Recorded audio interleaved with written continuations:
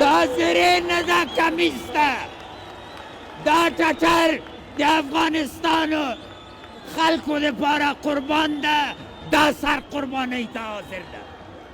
ولسمشر محمد اشرف غني تیر کال د ټاکنو خپلواک کمیسیون څخه د باورلیک د ترلاسه کولو وروسته د مارچ په 9 نیټه د یوې پرتمینې غونډې پر مهال لوړه وکړه. نوموړي د لوړې مراسمو کې د خبرو پر مهال وویل، زه د هیواد د ملي ګټو سرتیری او پالونکی یم. د خلکو د غوښتنو پر بنسټ د سولې برنامه به د ملي ګټو پر محور مخته یوسو او د سولې برنامه کې به هیڅ قوم، هیڅ برخه، هیڅ سیاسي او ټولنیزه کتله تجرید نشي.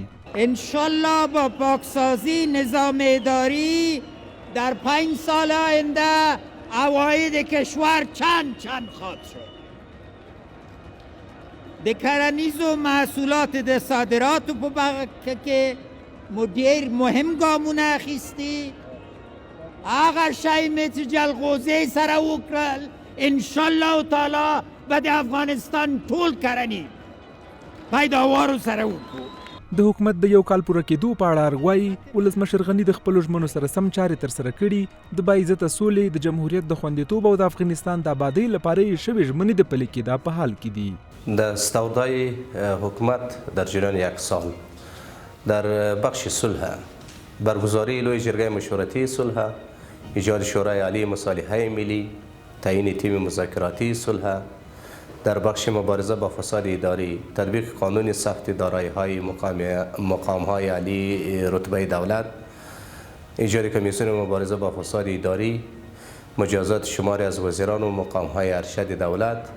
در بخش اقتصاد و تجارت، برگزاری موافقانه نشست ژنوا و تعهد بیش از 13 میلیارد دلار تا 4 سال آینده، افتتاح راه آهن خوافرات، تکمیل شدن 30 کیلومتر خط آهن ارکنان دخوی، افتتاح پروژه فایبر نوری ترکمنستان افغانستان، افتتاح برنامه دسترخوان ملی.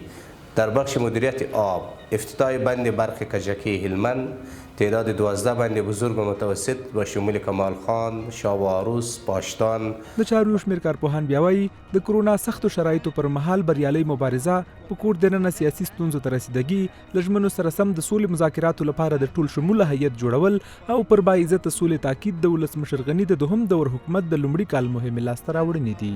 د دوی په وینا ولسمشر غني لکه څرنګه چې د لوړې مراسمو کې د هیواد د بنسټیزو پروژو د مخته وړلو، رغولو او د چارو د پیل په اړه کومې ژمنې کړي، ځینې عملي شوي، یو شمېر د تطبیق او پلي کېدا په حال کې دي.